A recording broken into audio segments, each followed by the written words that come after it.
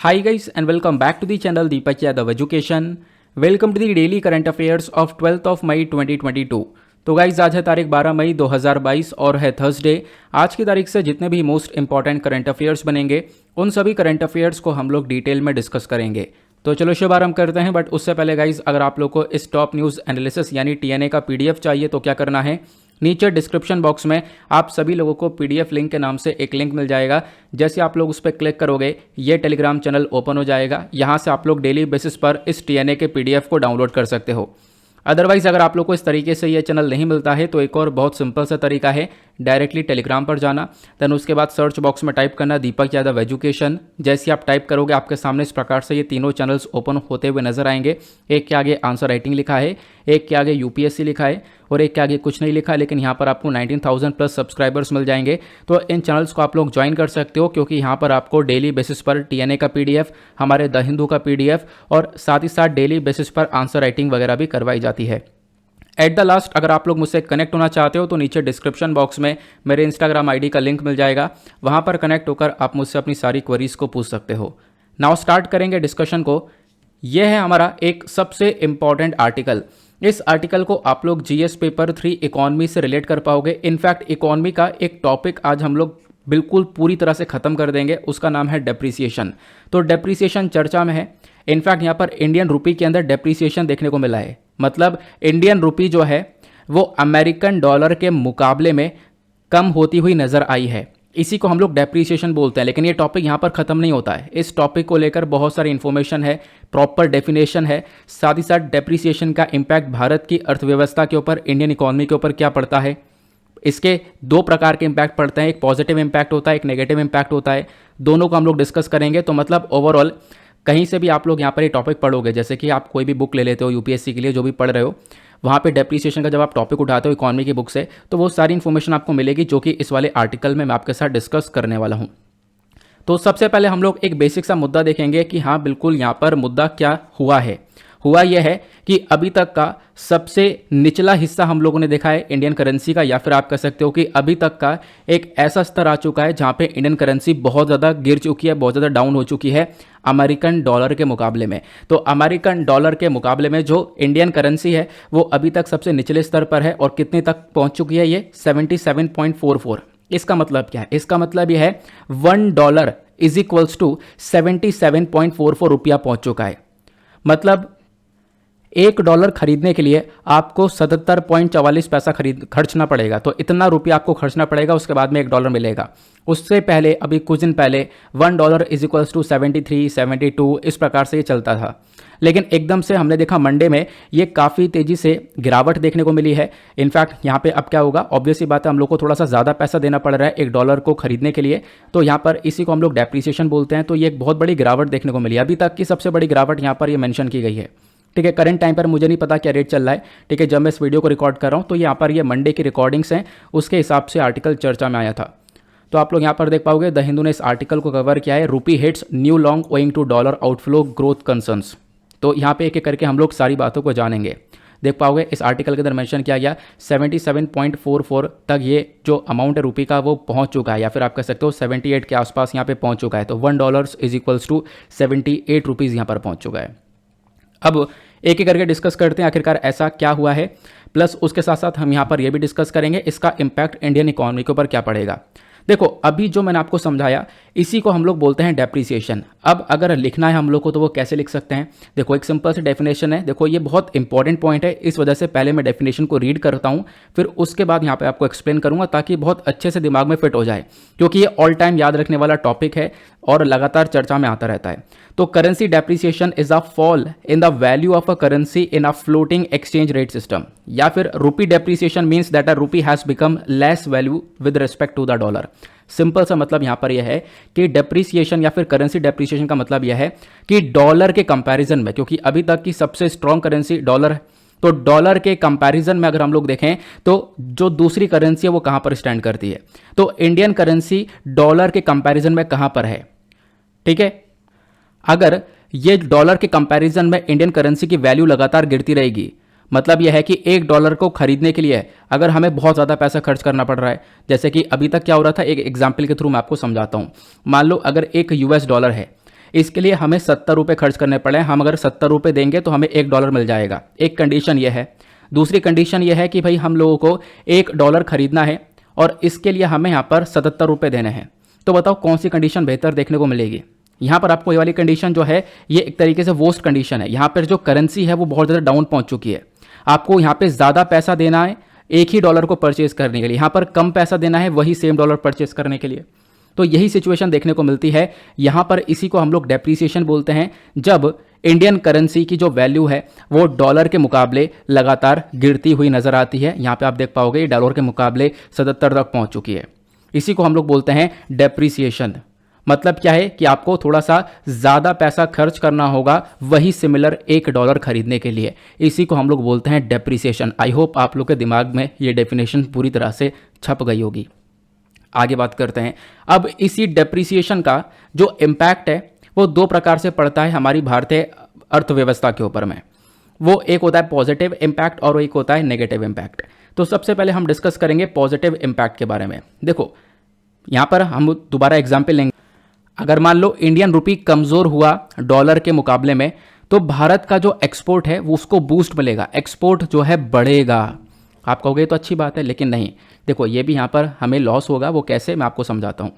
यहाँ पर आप लोग एक चीज़ देखो। सबसे पहली चीज़ मैंने आपको बताया कि भाई आज जो है $1 अगर आपको खरीदना है तो आपको यहाँ पर 70.44, या फिर इसको सिंपल करने के लिए $1 खरीदने के लिए आपको यहाँ पर 77 रुपया खर्च करना पड़ेगा। ठीक है। और इसी से पहले एक कंडीशन ये थी कि $1 खरीदने के लिए आपको यहाँ पर 70 रुपये खर्च करने पड़ रहे थे। अब आप कह सकते हो कि बाहर का कोई व्यक्ति है जो कि भारत से सामान लेने के लिए आ रहा है। ठीक है, भारत के अंदर सामान तो उतने का ही है। अब मान लो बाहर से कोई व्यक्ति सामान लेने के लिए आ रहा है। पहले वाली कंडीशन को लेते हैं, जब $1 = 70 रुपीज़ है, तो वो $1 लेकर आ रहा है इंडिया में और 70 रुपये का सामान लेकर जा रहा है। ठीक है, तो ये एक कंडीशन हो गई। अब दूसरी कंडीशन लो। अब जब मान लो दोबारा वो इंडिया में आया, जब यहाँ पे इंडियन करेंसी की वैल्यू काफ़ी डाउन हो चुकी है, तो इस टाइम पर क्या होगा कि वो एक ही डॉलर लेकर आया है। एक ही डॉलर खर्च करके अब वो 70 की बजाय 77 रुपये का सामान खरीद कर लेकर जाएगा, है ना। तो मतलब पहले एक ही डॉलर पहले भी था, एक ही डॉलर अब भी है, लेकिन पहले सिर्फ 70 रुपये का सामान लेकर जा रहा था, अब यहाँ पर वो 77 रुपये का लेकर जाएगा। तो मतलब जो एक्सपोर्ट है इंडिया से वो यहाँ पर बढ़ता हुआ नजर आएगा। क्लियर हुआ। तो ये एक्सपोर्ट बढ़ेगा, तो इसको हम लोग एज अ पॉजिटिव इम्पैक्ट देखते हैं। बट यहाँ पर आप देख पाओगे कभी कभी हम लोग देख पाते हैं इसमें काफ़ी अनसर्टेनिटीज़ आ जाती हैं, प्लस जो डिमांड है वो काफ़ी कमज़ोर रहती है, तो उसके बेसिस पर भी यहाँ पर भी ग्रोथ नहीं देखने को मिलती। ओवरऑल बात करें तो पॉजिटिव इम्पैक्ट है, तो लेकिन इतना भी कुछ खास इसकी पॉजिटिविटी नहीं पड़ती है इस चीज़ के ऊपर, ध्यान रख सकते हो। तो एक्सपोर्ट बढ़ेगा, ये इसका एक पॉजिटिव इम्पैक्ट है। अब आते हैं इसके नेगेटिव इम्पैक्ट के ऊपर। नेगेटिव इम्पैक्ट में क्या होगा कि भाई इंडिया के अंदर जो इम्पोर्टेड इन्फ्लेशन है वो बढ़ेगा, महंगाई बढ़ेगी। अब ये कैसे, तो इसको समझते हैं। और इसको समझने से पहले आपको ध्यान रखना है, इंडिया जो है one of the top importer है एडिबल ऑयल्स का, या फिर बहुत सारा सामान आज के टाइम पर हम लोग इंपोर्ट करते हैं। हम लोग आज के टाइम पर ट्रेड डेफिसिट में चलते हैं, आपको पता होगा। ट्रेड डेफिसिट का मतलब यह है हम लोग एक्सपोर्ट कम करते हैं और इंपोर्ट जो है वो ज़्यादा करते हैं, है ना। तो आपको ये भी देखना होगा कि अभी तक पहले वाली कंडीशन, अगेन ये वाली दोनों ऊपर वाली कंडीशन को हम लोग वापस से लेंगे। यहाँ पे मान लो यहाँ पर इंडिया में कोई व्यक्ति है और जो कि सामान को बाहर से मंगा रहा है, तो पहले वाली कंडीशन में जब हम लोग यहाँ पर सामान मंगा रहे थे, मान लो $1 का कोई सामान मंगा रहे थे, तो इसके बदले में हमें 70 रुपये देने पड़ रहे थे। लेकिन अब यहाँ पर $1 का मंगा रहे हैं, तो इसके बदले में हम लोग को 77 रुपये देने पड़ रहे हैं। मतलब अगेन उतने ही रुपए का सामान जो है हम लोग मंगा रहे हैं, लेकिन उसके बदले में हम लोग को थोड़ा सा ज़्यादा पैसा देना पड़ रहा है। ठीक है, तो इससे क्या होगा, हमारी कंट्री से और भी बहुत सारा पैसा बाहर जाएगा। हालांकि सेम क्वांटिटी के लिए, सेम क्वालिटी के लिए जो हम पहला पैसे दे रहे थे, अब उससे भी ज़्यादा हम लोग को पैसा देने पड़ेगा। ठीक है, तो ये यहाँ पर डेप्रीसिएशन का एक नेगेटिव इम्पैक्ट पड़ता है, क्योंकि हम लोग इंपोर्ट करते हैं। और खासकर यही बात है, ये इसलिए मैंने आपको यहाँ पे बताया, हम लोग इंपोर्ट बहुत सारा करते हैं, बहुत सारा सामान अपने कंट्री के अंदर मंगाते हैं, है ना। आप कंट्री के अंदर मंगाते हैं तो उसके बदले में हमें बहुत सारा पेमेंट भी करना होता है, और अभी भी ऐसा इंपोर्ट रहेगा तो इसके बदले में हम लोगों को थोड़ा सा ज़्यादा और एक्स्ट्रा पेमेंट देना होगा। वो एक्स्ट्रा मनी जो है यहाँ से निकल कर जाएगा दूसरे देश में। तो इसका ये हो गया नेगेटिव इम्पैक्ट। आई होप आपको एक एक करके सारे इंपॉर्टेंट पॉइंट समझ में आ रहे हैं। तो पॉजिटिव नेगेटिव इम्पैक्ट क्लियर हुआ। अब ये तो आपने समझ लिया डेप्रीसिएशन की, डेप्रीसिएशन होता क्या है। डेप्रीसिएशन के अलावा एक और टर्म आता है अप्रिसिएशन। तो अप्रिसिएशन और डेप्रीसिएशन के बीच में क्या डिफरेंस होता है वो आपको यहाँ पर इनके नाम से समझ में आ रहा होगा। डेप्रीसिएशन के अंदर जो इंडियन रुपये की वैल्यू है वो कमज़ोर हो जाती है, लेकिन एप्रिसिएशन के अंदर में यहाँ पे जो ये वैल्यू है करेंसी की वो यहाँ पर बढ़ जाती है। ठीक है, तो मतलब कि $1 के मुकाबले जो पैसा है एक तरीके से वो और ज़्यादा, जो इंडियन करेंसी है वो और ज़्यादा स्ट्रांग हो जाती है। बस खाली इतना ही आपको यहाँ पर ये इसका एक डिफरेंस देखने को मिलेगा। जो करेंसी के अंदर जब एप्रिसिएशन होता है तो इससे हमारे एक्सपोर्ट के ऊपर एक बुरा इंपैक्ट पड़ता है, आपको ही पता है। ठीक है, क्योंकि अब क्या होगा, बाहर से भाई वो $1 लेकर आ रहा है और कम रुपए का सामान लेके जा रहा है ना, क्योंकि यहाँ पर क्या है, करेंसी की जो वैल्यू हमारी वो इंक्रीज हो चुकी है, एप्रिसिएशन वाली कंडीशन है ये। तो वही बिल्कुल सेम चीज़ यहाँ पे जो हमने समझा इसी को उल्टा कर दो तो वो यहाँ पर अप्रिसिएशन कहलाएगा। तो इसमें कोई ज़्यादा दिमाग मारने की आवश्यकता है ही नहीं। क्लियर हुआ? तो ये अप्रिसिएशन और डिप्रिसिएशन आपने समझा। लेकिन अब एक क्वेश्चन आता है कि कंट्री में ये डिप्रिसिएशन देखने को क्यों मिल रहा है, इसके पीछे क्या कारण है कि भाई जो आज के टाइम पर ये डिप्रिसिएशन हुआ है इतनी तेजी से। देखो, सबसे पहला कारण है आउटफ्लो ऑफ डॉलर, और उससे भी पहला एक कारण मैं आपको बता दूं, रशिया यूक्रेन का वॉर। रशिया यूक्रेन के वॉर में अमेरिका ने क्या किया, अमेरिका ने यहाँ पर दुनिया भर से मना कर दिया कि रशिया से कोई व्यापार नहीं करेगा, और रशिया से व्यापार को खुद भी कट किया। अब जो बहुत सारी कंट्रीज़ हैं वो रशिया के साथ में अमेरिका के साथ में व्यापार कर रही हैं, क्योंकि उनके पास कोई ऑप्शन नहीं बचा है। तो अमेरिका से के साथ में जो व्यापार हो रहा है इसकी वजह से जो अमेरिकन डॉलर है वो मजबूत होता हुआ चले जा रहा है। ठीक है, तो अमेरिकन डॉलर आज के टाइम पर मजबूत हो रहा है, उसके पीछे कई सारे आपको कारण देखने को मिल जाएंगे, दुनिया भर के यहाँ पर इश्यूज देखने को मिल जाएंगे। तो पहला तो रीज़न ये हो गया। दूसरा रीज़न ये क्या हो गया, दूसरा रीज़न आप देख पाओगे, डॉलर हमारी कंट्री से निकल रहा है। इसका मतलब यह है, देखो जो हमारे मार्केट्स होते हैं, स्टॉक मार्केट होता है, स्टॉक मार्केट में बहुत सारे लोग पैसा को इन्वेस्ट करते हैं, बाहर से बहुत सारा पैसा आता है हमारे कंट्री के अंदर में, वो सारे लोग यहाँ पर पैसा निकाल रहे हैं हमारे मार्केट से। क्यों निकाल रहे हैं? देखो, एक सबसे बड़ा रीज़न ये भी है कि जो ये वेस्टर्न कंट्रीज़ हैं, अमेरिका हो गया, ठीक है, मैक्सिको हो गया, उसके बाद इधर यहाँ पे यूरोपियन यूनियन की कंट्रीज़ हो गई, ये सब भारत के ऊपर लगातार जोर डाल रही हैं। जोर ये डाल रही है कि भाई रशिया के साथ में रिलेशन खत्म कर दो पूरी तरह से, या फिर रशिया के साथ में जो व्यापार है वो मत करो, क्योंकि रशिया लगातार यूक्रेन को इन्वेड कर रहा है, यूक्रेन के ऊपर अटैक कर रहा है, और उसको जो फंडिंग मिल रही है वो आपके व्यापार से मिल रही है। तो भारत के ऊपर ये फोकस दिया जा रहा है। तो जो भी इन्वेस्टर्स जिन्होंने भारत में पैसा लगा रखा है उनका सोचना यह है कि कहीं ना कहीं भारत के ऊपर भी आने वाले टाइम पर सैंक्शंस लग सकते हैं, भारत की करेंसीज यहाँ पर डूब सकती हैं, तो इनको घाटा हो सकता है। तो उन्होंने पहले से यहाँ पर डॉलर निकालना चालू कर दिया, और ज़्यादा से ज़्यादा डॉलर निकल रहा है, तो इससे हमारे मार्केट के ऊपर एक बहुत बड़ा इंपैक्ट पड़ रहा है, जिसकी वजह से अगेन ये डिप्रिसिएशन देखने को मिला। हमारी करेंसी जो है, हमारी जो वैल्यू, इंडियन वैल्यू, वो यहाँ पर डिक्रीज हो रही है। ठीक है, क्लियर हुआ? और इसी चीज़ को देखते हुए एक और कारण ये भी है कि जब हमारे मार्केट से सारा पैसा निकल रहा है, तो इस इकॉनमी को स्टेबल करने के लिए क्या करना पड़ेगा हमें, जो हमारा फॉरेक्स रिजर्व है, जो बाहर का पैसा होता है, उसकी जो भंडार हम लोग रखते हैं, उस रिजर्व में से पैसा निकालना होगा। तो हम लोग अपने फॉरेक्स रिजर्व से पैसा निकाल रहे हैं, तो फॉरेक्स रिजर्व भी हमारा थोड़ा सा डाउन हो रहा है। इसकी वजह से भी डिप्रिसिएशन देखने को मिला कि हाँ, इंडियन करेंसी की वैल्यू लगातार कम हुई है। फिर उसके बाद एक और कारण आपको देखने को मिल जाएगा, वो है टाइटनिंग ऑफ मॉनेटरी पॉलिसी। हालांकि यही दो कारण मेंशन्ड थे न्यूज़पेपर के अंदर में, बट इसके अलावा यहाँ पर बातें करते करते और कारण निकल ही आए। लेकिन यहाँ पर एक कारण क्या है, tightening of monetary policy. Monetary policy tightening का मतलब यह है कि अभी रिसेंटली आपको पता होगा आरबीआई ने रेपो रेट को बढ़ा दिया है। ठीक है, उसके बाद यहाँ पर हमने देखा सीआरआर, एसएलआर के अंदर इंक्रीमेंट देखने को मिला है। फिलहाल तो अभी रेपो रेट के बारे में चर्चा की जा रही है। तो जो मॉनेटरी पॉलिसी है उसको और ज़्यादा टाइट कर लिया है, ताकि जो आज के टाइम पर महंगाई बढ़ रही है उसको थोड़ा सा कंट्रोल किया जा सके, उसको रेगुलेट किया जा सके। इसकी वजह से भी लगातार डिप्रिसिएशन आपको देखने को मिल रहा है। क्लियर हुआ? तो ये सारे कारण हैं जो आज के टाइम पर, ये करंट टाइम पर डिप्रिसिएशन देखने को मिल रहा है इसके। आई होप आप लोग को यहाँ पर ये सारे पॉइंट्स अच्छे से क्लियर हो चुके हैं। अब क्वेश्चन ये है, ये जो डिप्रिसिएशन है हमारी इकॉनमी को कैसे इंपैक्ट करेगा। तो मैंने आपको बताया भाई, फॉरेन रिजर्व जो है हमारा, बाहर का जो पैसा हम लोग अपने पास में रखते हैं रिजर्व्स के रूप में, वो यहाँ पर कमज़ोर हो रहा है, क्योंकि यहाँ पर इंडिया से पैसा निकलेगा तो उसको यहाँ पर संभालने के लिए, इंडियन इकॉनमी को संभालने के लिए फॉरेक्स रिजर्व से पैसा निकाला जाएगा। ठीक है, तो ये थोड़ा सा डाउन होता हुआ नजर आएगा।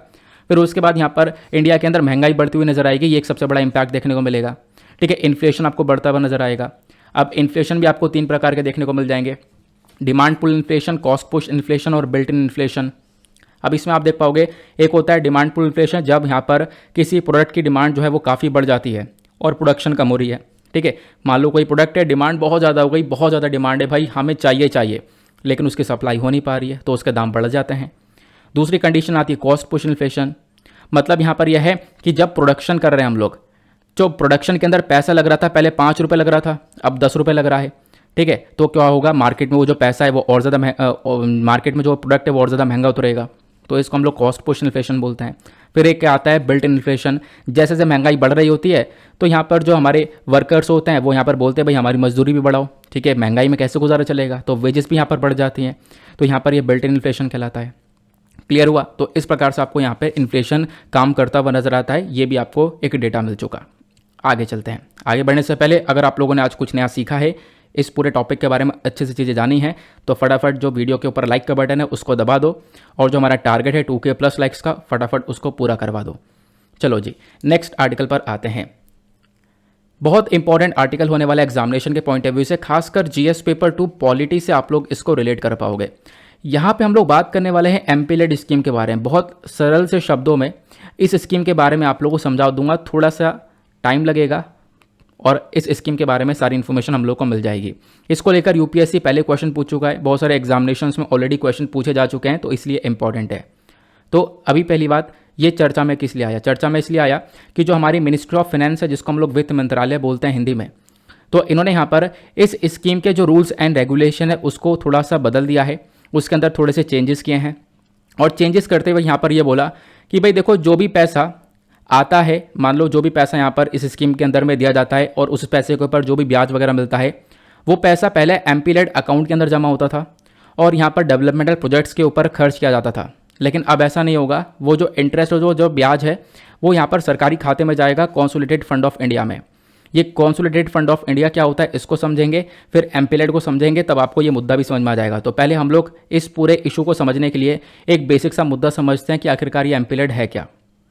तो यहाँ पर आप देख पाओगे, ये इकोनॉमिक टाइम्स का आर्टिकल है कि जो एमपीज है, जो मेंबर ऑफ पार्लियामेंट है, वो अब यहाँ पर इस इंटरेस्ट का, इस ब्याज का यूज़ नहीं कर सकते, क्योंकि ये जो फंड आता है, मेंबर ऑफ पार्लियामेंट को फंड मिलता है, इसके ऊपर इंटरेस्ट ब्याज वगैरह मिलता है, उस ब्याज का ये अब एमपीज यूज़ नहीं कर सकते इस फंड का, या फिर जो ये जो ब्याज है वो डायरेक्टली यहाँ पर सरकारी खाते में जो कंसोलिडेटेड फंड ऑफ इंडिया है उसके अंदर चला जाएगा।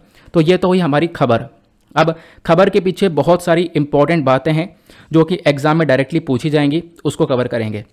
सबसे पहली चीज़, ये CFI होता क्या है, कंसोलिडेटेड फंड ऑफ इंडिया होता क्या है। देखो, जब हम लोग बात करते हैं सरकारी फंड के बारे में, गवर्नमेंट के फंड्स के बारे में, तो आपको 3 प्रकार के फंड देखने को मिलते हैं। एक होता है पब्लिक अकाउंट, दूसरा होता है कॉन्टीजेंसी फंड, और तीसरा होता है कंसोलिडेटेड फंड। ये कौन कौन से आर्टिकल मेंशन्ड है? तो हमारे संविधान के आर्टिकल 266 में आपको पब्लिक अकाउंट के बारे में देखने को मिलेगा, और आर्टिकल 267 में कॉन्टीजेंसी फंड के बारे में देखने को मिलेगा, और आर्टिकल 266 के अंदर कंसोलिडेटेड फंड ऑफ इंडिया के बारे में देखने को मिलेगा। इसमें आपको ध्यान ये रखना है, यहाँ पर ये सरकार के जो फंड्स हैं इसमें सारा पैसा सरकार का ही देखने को मिलेगा, ठीक है। अब वो पैसा कैसा होता है आगे मैं आपको बताऊंगा। अभी हम लोग पब्लिक अकाउंट और कॉन्टीजेंसी के बारे में नहीं पढ़ रहे हैं, हालांकि इसके बारे में पहले पढ़ा भी चुका हूँ। अभी हम लोग फोकस कर रहे हैं कंसोलिडेटेड फंड के बारे में। देखो होता क्या है यहाँ पर, अगर जो भी पैसा इस वाले फंड में है, इस फंड में से पैसा निकालकर कहीं पर भी खर्च करना है, तो उसके लिए हमेशा एक पार्लियामेंट्री अप्रूवल चाहिए होता है। पार्लियामेंट का अप्रूवल मिलेगा, उसके बाद ही हम लोग यहाँ पर या फिर जो हमारी सरकार है वो इस फंड से पैसा निकाल के खर्च कर पाती है। तो एक बेसिक सा मुद्दा हो गया। अब थोड़ा सा डिटेल से देखते हैं, ये जो कंसोलिडेटेड फंड ऑफ इंडिया ये होता क्या है, कहाँ पे मेंशन्ड है। देखो CFI में इसको बोलूँगा, आगे से ध्यान रखना, ठीक है, बार बार इस वर्ड को यूज़ करना थोड़ा सा टिपिकल हो जाएगा, तो CFI हम लोग यूज़ करते हैं। देखो CFI के अंदर क्या होता है, सरकार ने जितना भी पैसा कमाया, रेवेन्यू क्या होती है, यानी कि सरकार की कमाई, जो भी पैसा कमा रही है सरकार। अब सरकार जो पैसा कमा रही है वो टैक्स के माध्यम से कमा रही है, और टैक्स के अलावा नॉन टैक्स के माध्यम से भी कमा रही है। टैक्स जैसे कि इनकम टैक्स हो गया, सेंट्रल एक्साइज हो गया, कस्टम्स हो गया, और भी दूसरे प्रकार के रिसीट्स होते हैं जो कि सरकार के पास में आते हैं, है ना। कुछ गवर्नमेंट बिजनेस है, वहाँ से सरकार के पास पैसा आ रहा है, तो ये तो हो गया हमारा टैक्स रेवेन्यू। उसके बाद नॉन टैक्स रेवेन्यू भी जो भी है, ठीक है, सरकार काफ़ी सारे एग्जाम्स कंडक्ट करवाती है, उसका पैसा लेती है, ठीक है, वो सब नॉन टैक्स रेवेन्यू हो गए। इस प्रकार के और भी बहुत सारे रेवेन्यूज़ हैं। तो ये जितने भी सारे रेवेन्यूज़ हैं वो सब यहाँ पर कहाँ पे चले जाते हैं, कंसोलिडेटेड फंड ऑफ इंडिया में चले जाते हैं। तो सरकार का सारा पैसा आपको यहाँ पर जो सरकार की कमाई है वो CFI के अंदर चली जाती है। और CFI के बारे में कहाँ पर मेंशन्ड है, हमारे संविधान में आर्टिकल 266 क्लॉज 1 में। अब उसके बाद मान लो यहाँ पे सरकार ने कोई लोन उठाया है, कोई लोन लिया है, कुछ पब्लिक नोटिफिकेशन देकर या ट्रेजरी बिल के ऊपर लोन उठाया, तो वो सारा लोन भी सब कुछ इस CFI फंड के अंदर में जाता है। कोई फॉरेन फंड आया है, फॉरेन सरकार से यानी विदेशी सरकार से कोई पैसा आया, लोन उठाया है, तो वो सब भी यहाँ पर इसी कंसोलिडेटेड फंड ऑफ इंडिया के अंदर में जाता है। अब ये सारा पैसा इसमें चला तो गया, अब मान लो सरकार को इसमें से पैसा निकाल कर खर्च करना है, तो उसके लिए क्या करना होगा, तो जितना भी यहाँ पर जो एक्सपेंडिचर हमारी सरकार करती है वो इस वाले फंड से निकाल कर करती है। लेकिन आपको ध्यान रखना है एक एक पाई का यहाँ पर हिसाब होता है। जितना भी पैसा यहाँ से निकलेगा उसके लिए सबसे पहली बात आपको पार्लियामेंट्री अप्रूवल चाहिए होता है। ये मैंने आपको बताया कि भाई एक एक पाई को खर्च करने के लिए यहाँ पर पार्लियामेंट्री अप्रूवल की आवश्यकता होती है। क्लियर हुआ? तो आपने यहाँ पर एमपी-लेड स्कीम के साथ साथ एक और मेजर पॉइंट को या फिर एक और मेन इंपॉर्टेंट टॉपिक को कवर कर लिया है, जो कि है consolidated fund of India, CFI। ये इसके बारे में मेंशन्ड है, एक और पिक्चर में लगा दिया, चाहो तो आप लोग रीड कर सकते हो। अब आते हैं एमपी-लेड स्कीम की तरफ। एमपी-लेड स्कीम क्या है? देखो, एमपी-लेड स्कीम जो है ये एक सेंट्रल सेक्टर स्कीम है, हमारी केंद्र सरकार के थ्रू चलाई जाने वाली स्कीम है, जिसको लाया गया था दिसंबर 1993 में। इसका मेजर ऑब्जेक्टिव क्या है? देखो, मेजर ऑब्जेक्टिव है जो हमारे एमपीज होते हैं। एमपीज कौन होते हैं? मेंबर ऑफ पार्लियामेंट, यानी कि राज्यसभा और लोकसभा के अंदर जो मेंबर्स हैं हमारे, वो हमारे मेंबर ऑफ पार्लियामेंट कहलाते हैं। अब इन मेंबर ऑफ पार्लियामेंट के अंडर में एक एक कॉन्स्टिट्यूएंसी है, जगह बटी हुई है। ठीक है, आपको पता होगा आपके एरिया से एमपी निकल कर गया हुआ है, तो यहाँ पर एक जगह बटी हुई है। ठीक है, वो जगह एमपी के अंडर में है। तो वो जो एमपी है वो उस जगह के डेवलपमेंट वगैरह का यहाँ पे पूरी रिस्पॉन्सिबिलिटी लेता है कि वहाँ पे जो विकास वगैरह वो एमपी करेगा। अब उस एमपी के पास में यहाँ पर कुछ पैसा भी आना चाहिए, सरकार कुछ पैसा देती है। ठीक है, अब जो सरकार यहाँ पर पैसा देती है इन एमपीज को, तो ये बेसिकली इसी पैसे को यहाँ पर जब एमपीज को दिया जाता है वो हमारी एमपी-लेड स्कीम कहलाती है। क्लियर हुआ? तो यहाँ पर मैं आपको अगर बताऊँ तो यहाँ पर आप देख पाओगे इसी चक्कर में इसका जो नाम रखा गया है पूरी स्कीम का, वो यहाँ पर क्या है? Member of parliament local area development scheme. ठीक है, तो लोकल एरिया के डेवलपमेंट के लिए ये स्कीम लेकर आई गई थी। इसके लिए जो पैसा है वो लगता है, ऑब्वियस ही बात है, विकास के लिए वो जो पैसा है वो एमपीज को दिया जाएगा, और वो जो पैसा है वो एमपीज यहाँ पर अपने डेवलपमेंट की तरफ खर्च करेंगे। ठीक है, जो भी कॉन्स्टिट्यूएंसी यहाँ पर एमपीज को मिली हुई है वहाँ पर कोई एसेट के ऊपर खर्च ना करना है, जैसे कि वाटर की फैसिलिटी अवेलेबल करवानी है, एजुकेशन के लिए पैसा खर्च करना है, पब्लिक हेल्थ के ऊपर खर्च करना है, साफ सफाई के ऊपर, रोड बनाने के ऊपर। तो इन सब चीज़ों के ऊपर जो भी खर्च करना है अपनी कॉन्स्टिट्यूएंसी के अंदर में, ठीक है, वो सारा पैसा यहाँ पर क्या होता है, वो सब एमपी को पैसा मिलता है कि भाई क्योंकि एमपी रिकमेंड करता है भाई हाँ यहाँ पे काम करवाना है, हमें इसके लिए पैसा चाहिए, और इसी चक्कर में पैसा दिया जाता है। कितना दिया जाता है वो सब आगे मैं आपको बताऊंगा। फिलहाल यहाँ पे पहले मैं आपको ऑब्जेक्टिव समझा रहा हूँ। फिर यहाँ पर अब क्या है, देखो कहानी सिर्फ यहाँ तक नहीं रुकी है, पहले तो यहीं तक थी कहानी कि भाई यहाँ पर एजुकेशन, हेल्थ, साफ सफाई, रोड, इन्हीं चीज़ों के लिए पैसा दिया जाता था। लेकिन 2016 से क्या किया गया, एमपी-लेड फंड को यूज़ किया जा सकता है स्वच्छ भारत अभियान के लिए, इंडिया कैंपेन के लिए, सुगम्य भारत अभियान हो गया, प्लस और भी ऐसे यहाँ पर हमारी योजनाएं हो गई, उसके लिए भी यहाँ पर इस फंड का इस्तेमाल किया जा सकता है, ऐसा यहाँ पर अनाउंसमेंट हो चुका था। तो ये तो हुए इसके ऑब्जेक्टिव। अब इस स्कीम को लागू कैसे किया जाता है तो इसको समझते हैं। देखो, इस पूरे प्रोसेस में इस स्कीम के अंदर में क्या होता है कि जो मेंबर ऑफ पार्लियामेंट है, मेंबर ऑफ पार्लियामेंट बोलता है भाई यहाँ पे काम की आवश्यकता है, यहाँ पर काम होना है ना, इसके लिए मेंबर ऑफ पार्लियामेंट के पास पैसे आते हैं। अब यहाँ पर मैं आपको बता दूँ, यहाँ पर थोड़ा समझने के लिए, जो पैसा है वो सालाना 5 करोड़ आता है, और वो 5 करोड़ बेसिकली 2.5 करोड़ करके 2 इंस्टॉलमेंट में दिया जाता है। अब वो जो मेंबर ऑफ पार्लियामेंट है वो यहाँ पर अपना काम, मतलब जो भी काम करना होता है वो सारा काम रेकमेंड करता है एक नोडल डिस्ट्रिक्ट अथॉरिटी को, या फिर उस एरिया के डिस्ट्रिक्ट कलेक्टर को। उस डिस्ट्रिक्ट कलेक्टर के ऊपर सारी जिम्मेदारी दे दी जाती है कि आप रिस्पॉन्सिबल हो, आप यहाँ पर ये सारा काम करोगे। ठीक है, तो मेंबर ऑफ पार्लियामेंट क्या करता है, रिकमेंड कर देता है ये सारा काम एक डिस्ट्रिक्ट कलेक्टर की तरफ। तो यहाँ पर वो जो नोडल डिस्ट्रिक्ट या फिर जो डिस्ट्रिक्ट कलेक्टर है वो रिस्पॉन्सिबल होता है, वो यहाँ पर इन सारी चीज़ों को इम्प्लीमेंट करता है। ठीक है, वो सब कुछ यहाँ पर मेंटेन करता है, सारी डिटेल्स को मेंटेन करता हुआ चलता है, और जो सारा काम जो भी होना है उसको इंप्लीमेंट करता है, जो पैसा खर्च होना है उसकी सारी डिटेलिंग्स वगैरह भी यहाँ पर बनाता है। क्लियर हो गया?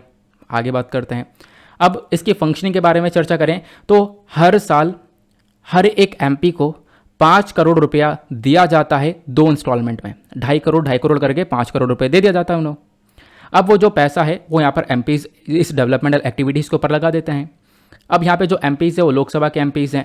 ठीक है, लोकसभा के जो एमपीज़ होते हैं वो अपने डिस्ट्रिक्ट अथॉरिटी को रिकमेंड करते हैं कि भाई यहाँ पे काम होना है, और जो राज्यसभा के एमपी हैं वो यहाँ पर स्पेंड करते हैं राज्य के ऊपर में। ऑब्वियस ही बात है। क्लियर हुआ? फिर उसके बाद मैंने आपको यहाँ पर समझा दिया कि जो नॉमिनेटेड मेंबर्स होते हैं, यानी कि राज्यसभा लोकसभा के जो भी नॉमिनेटेड मेंबर्स हैं वो यहाँ पे रिकमेंड कर सकते हैं कोई भी काम को कि हमारे देश में यहाँ पर काम होना है। ठीक है, तो उनका भी रिकमेंडेशन हो सकता है इसमें। तो इस प्रकार से यहाँ पर एमपी-लेड स्कीम काम करता है। कितना कितना पैसा अनाउंस किया जाता है ये भी आप लोगों ने समझ लिया। अब इस पिक्चर के थ्रू हम लोग क्या कर सकते हैं, इस एमपी-लेड स्कीम को अच्छे से रिवाइज कर सकते हैं। तो फटाफट यहाँ पर एक ओवरव्यू लेते हैं। जो ये मान लो एक मेंबर ऑफ पार्लियामेंट हो गया, मेंबर ऑफ पार्लियामेंट ने क्या किया, कुछ काम वगैरह होना है, इसके कॉन्स्टिट्यूएंसी में कुछ डेवलपमेंट होना है, तो उसने वो जो काम है वो रिकमेंड कर दिया डिस्ट्रिक्ट अथॉरिटी या फिर डिस्ट्रिक्ट कलेक्टर को। अब वो जो डिस्ट्रिक्ट कलेक्टर है वो सारा काम देखेगा, ठीक है, काम क्या होना है, जो भी यहाँ पर एजेंसी जो काम करेगी, डेवलपमेंट करेगी, वो कौन सी एजेंसी होनी चाहिए, तो सारी रिस्पॉन्सिबिलिटी यहाँ पर जो भी लागू करने का रिस्पॉन्सिबिलिटी है, जो जिम्मेदारी है, वो डिस्ट्रिक्ट कलेक्टर के पास में आ जाएगी। और डिस्ट्रिक्ट कलेक्टर यहाँ पर ये सारी इन्फॉर्मेशन कंप्लीट कर ये सब कुछ यहाँ पे पोस्ट कर देगा डिस्ट्रिक्ट जो अथॉरिटी ऑफिस है वहाँ पर, या फिर www.mplat.government.in वेबसाइट पर। प्लस यहाँ पर आप कह सकते हो इसी में एक और बहुत बड़ा इंप्रूवमेंट ये भी है कि जो सिटीजन्स है, आप हो मैं हूँ, हमारे पास यहाँ पर एक राइट है, राइट टू इन्फॉर्मेशन का, आरटीआई का। वो यहाँ पर हक यह है कि हम लोग क्या कर सकते हैं, ये आरटीआई जारी करके पूछ सकते हैं भाई कहाँ कहाँ पर पैसा खर्चा जा रहा है, किस लिए खर्चा जा रहा है, ठीक है। इसी चीज़ के अंदर इस चीज़ का भी यहाँ पर एक अलाउंस दे रखा है। क्लियर हुआ। बाकी मैंने फिर उसके बाद यहाँ पे बताया गया ये जो पैसा है ये निकल कर आता है और ये 5 करोड़ रुपए एनुअली दिया जाता है, 2.5 करोड़ करके यहाँ पर इंस्टॉलमेंट्स में आता है। ये जो पैसा है डायरेक्टली डिस्ट्रिक्ट अथॉरिटी में आता है और उसके बाद यहाँ पर इस पैसों का पूरा प्रॉपर यूज़ करके जो डेवलपमेंट वगैरह वो कर लिया जाता है। क्लियर हुआ। तो ये तो एमपीलैड स्कीम को समझ लिया। लेकिन इसी एमपीलैड स्कीम के अंदर आपको बहुत सारी प्रॉब्लम्स देखने को मिलती हैं। सबसे पहली प्रॉब्लम यह है कि जो controller and auditor general of India है, जिसको हम लोग कैग बोलते हैं। अच्छा ये बताओ आज के टाइम पर, करंट टाइम पर भारत के कैग कौन है, नीचे कमेंट सेक्शन में नाम बताना। तो जो controller and auditor general of India है दैट इज कैग। तो इन्होंने यहाँ पर बताया कि भाई बहुत सारे ऐसे भी हम लोगों ने इंसिडेंसेस देखे हैं जहाँ पर इस पैसे का मिसमैनेजमेंट हुआ है, ठीक है। फिर दूसरा यहाँ पर इशू है कि भाई यहाँ पर जो स्कीम है इसको कोई भी गवर्न नहीं कर रहा है, कोई कानून से गवर्न ही नहीं हो रही है, यहाँ पर अपने आप ऐसे काम चल रहा है। तो भाई यहाँ पर बहुत सारे घोटाले भी देखने को मिल जाते हैं, यहाँ पे जो पैसा उसका प्रॉपर यूज़ नहीं हो पाता है। क्लियर हुआ। तो ये सारी बातें हम लोगों ने एमपीलैड स्कीम के बारे में जान ली हैं। आई होप आप लोगों को मज़ा आ चुका है इस आर्टिकल को समझने में। नेक्स्ट आर्टिकल पर आते हैं। अच्छा इस आर्टिकल को हमने आज से 15 दिन पहले कवर किया था, वर्टिकल फार्मिंग के बारे में। ये फिर से आ चुका है, ठीक है। तो इसको हम लोग थोड़ा सा देखेंगे। वर्टिकल फार्मिंग के बारे में एक इंपॉर्टेंट टॉपिक ये बन चुका है। आपको पता है कि एग्रीकल्चर के अंदर करंट बेस्ड क्वेश्चन बहुत ज़्यादा बनते हैं, तो यहाँ पे भी बहुत सारी बातें हैं जानने के लिए। पहले तो हम समझेंगे वर्टिकल फार्मिंग आखिरकार होती क्या है। तो यहाँ पे बोला गया कि भाई आज के टाइम पर जो इंडस्ट्रियलाइजेशन वगैरह है वो काफ़ी बढ़ चुका है, ठीक है। आप कह सकते हो इंडस्ट्रीज़ वगैरह ज़्यादा लग रही हैं, पॉपुलेशन लगातार बढ़ रही है, ज़मीन बहुत ज़्यादा कम है। अब कम ज़मीन का हम लोग कितने अच्छे से यूज़ कर सकते हैं या फिर कम ज़मीन पर कैसे ज़्यादा खेती कर सकते हैं, वही है ये कॉन्सेप्ट वर्टिकल फार्मिंग का। तो आप कह सकते हो यहाँ पर आप ऐसा तरीका सीखने वाले हो कि कम ज़मीन पर हम लोग कैसे ज़्यादा खेती कर सकें, ज़्यादा से ज़्यादा फसल को उगा सकें, ठीक है। इसी को हम लोग वर्टिकल फार्मिंग बोलते हैं। इस आर्टिकल को इंडियन एक्सप्रेस ने डिटेल से कवर किया है। देखो अब वर्टिकल फार्मिंग को समझने से पहले इसके बारे में कुछ डिटेल्स को जानना होगा। वर्टिकल फार्मिंग के बारे में किसने सारी चीज़ें मेंशन करी हैं, तो 1915 में एक व्यक्ति हैं गिलबर्ट एलिस बेली। इन्होंने यहाँ पर ये जो वर्टिकल फार्मिंग का टर्म है ये लेकर आए थे। इनफैक्ट एक बुक के अंदर इन्होंने ये टर्म मेंशन किया था। तो ये 1915 में, आज से कई सौ, मतलब आप कह सकते हो 100 साल पहले का ये मुद्दा है। ये मतलब ये कॉन्सेप्ट लेकर आए थे। लेकिन उसके बाद क्या हुआ, इस कॉन्सेप्ट को आगे भी बढ़ाना था। तो इसी वर्टिकल फार्मिंग का एक मॉडर्न कॉन्सेप्ट लाया गया 1999 में हमारे प्रोफेसर डिक्सन डेस्पोमियर के थ्रू। उसके बाद से यहाँ पर ये वर्टिकल फार्मिंग के बारे में काफ़ी चर्चा होने लगी। बोला गया कि भाई वर्टिकल फार्मिंग में आप ज़मीन बचा सकते हो, रिसोर्सेज बचा सकते हो, पानी बचा सकते हो, कम ज़मीन पर ज़्यादा खेती कर सकते हो, ठीक है। तो ये यहाँ पर चर्चा होने लगी है। अब पहले तो मैं आपको समझाता हूँ वर्टिकल मतलब होता क्या है। देखो आपने 2 वर्ड सुने होंगे डेफिनेटली, एक हॉरिजॉन्टल लाइन, एक वर्टिकल लाइन। वर्टिकल होता है ऐसे यहाँ पर सीधा सीधा, और ये हॉरिजॉन्टल आता है ऐसे। मतलब यहाँ पर आप ये पिक्चर देखो, एक खेती होती है यहाँ पर, खेत के ऊपर, ज़मीन के ऊपर इस प्रकार से खेती कर दी जाती है। इसमें बहुत सारे ज़मीन की रिक्वायरमेंट होती है क्योंकि पूरे ज़मीन पर आप लोग यहाँ पर खेती करोगे। लेकिन वर्टिकल फार्मिंग में यहाँ पर क्या होता है, वर्टिकल फार्मिंग में यहाँ पर एक पतली सी जगह चाहिए, यहीं पर आपको थोड़ा सा पैसा लगाना पड़ेगा, एक इन्वेस्टमेंट होगा, और इसी के ऊपर एक के ऊपर एक, एक के ऊपर एक, एक के ऊपर एक, एक के ऊपर एक बिल्डिंग बनाते हुए चले जाओ और फार्मिंग करते हुए चले जाओ, ठीक है। तो हॉरिजॉन्टल फार्मिंग में ऐसे ज़मीन चाहिए होगी पूरी, लेकिन वर्टिकल फार्मिंग में आप देख पाओगे इस प्रकार से बिल्डिंग बनाते हुए चले जाओ और फार्मिंग करते हुए चले जाओ। तो थोड़ी सी ज़मीन पर आप ऊंचे बिल्डिंग बना सकते हो और पूरी फार्मिंग कर सकते हो। यही यहाँ पर कॉन्सेप्ट है वर्टिकल फार्मिंग का। होती कैसे इसको समझेंगे। वर्टिकल फार्मिंग के अंदर 3 अलग अलग टेक्निक्स आती हैं, 3 अलग अलग प्रकार आते हैं, एरोपोनिक, हाइड्रोपोनिक और एक तीसरा और है, वो यहाँ पर शायद मेंशन नहीं है। इसके बारे में आप लोग को आगे बताता हूँ, ठीक है। फिलहाल आगे मैंने इसके बारे में मेंशन कर रखा है, डोंट वरी। आगे चलते हैं। देखो इसके बहुत सारे फायदे देखने को मिलते हैं। तो वर्टिकल फार्मिंग में क्या होता है, आपने इसको समझ लिया।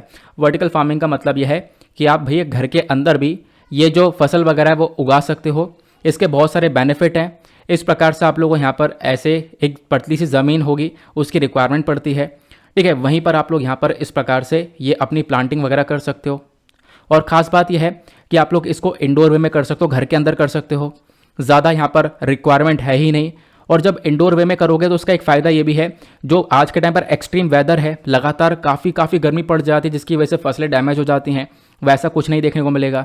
प्लस बारिश हो गई उसकी वजह से फसलें बर्बाद हो जाती हैं, तो वैसा कुछ नहीं देखने को मिलेगा, क्योंकि आपने घर के अंदर इसकी फार्मिंग कर दी है, इंडोर वे में फार्मिंग कर दी है।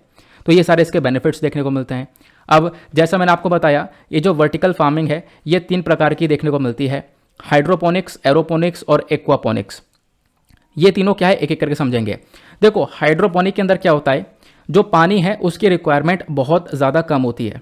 इनफैक्ट हाइड्रोपोनिक का अगर हम लोग पिक्चर को थोड़ा सा जूम करके देखें तो इस प्रकार से आपको देखने को मिलेगा।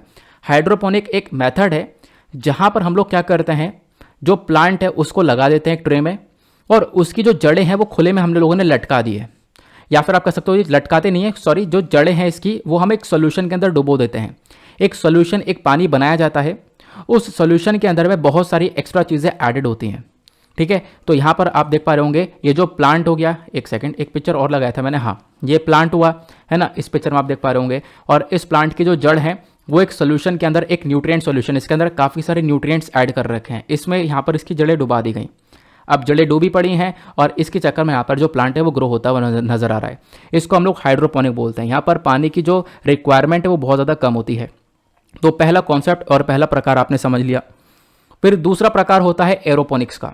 एरोपोनिक यहाँ पर एनवायरमेंट फ्रेंडली है। देखो इसमें क्या होता है, इसमें हम लोग क्या करते हैं, रूट्स को लटका देते हैं, सस्पेंड कर देते हैं। यहाँ पर आप देख पाओगे जड़ें लटकी हुई हैं। अब आप कहोगे जड़ें लटकेंगी हवा में तो ये तो कैसे ग्रो होगा। देखो यहाँ पर मिट्टी की आवश्यकता नहीं है, जड़ें यहाँ पर सिर्फ लटका दी और लटकाने के बाद में इस पर पानी की छींटे मारते हैं, बस पानी को स्प्रे करते हैं। वो कौन सा पानी है, वो यही वाला पानी जिसके अंदर अलग से न्यूट्रिएंट्स ऐड कर रखे हैं। तो यहाँ पर आप देख पाओगे ये असली पिक्चर है एरोपोनिक्स का। यहाँ पे पेड़ लगाया गया, ये इसकी जड़ें हैं, इसमें यहाँ पर छींटे मारी जाएंगी और इस प्रकार से पेड़ ग्रो होता रहेगा। यही सिस्टम आप इसके ऊपर बना सकते हो, फिर इसके ऊपर बना सकते हो, फिर उसके ऊपर बना सकते हो, ऐसे एक के ऊपर एक करके यहाँ पर इन प्लांट्स को लगा सकते हो। तो ये दूसरा प्रकार हुआ। तीसरा प्रकार होता है एक्वापोनिक्स का। ये थोड़ा सा कॉम्प्लेक्स है, पहले दोनों वाले काफ़ी आसान थे, इसको समझते हैं। एक्वापोनिक एक ऐसा सिस्टम है जहाँ पर हाइड्रोपोनिक और एक्वाकल्चर दोनों मिल जाता है। इसका मतलब देखो, यहाँ पर आपने प्लांट लगाया, प्लांट के अंदर यहाँ पर नीचे आपको ये मिट्टी देखने को मिल जाएगी।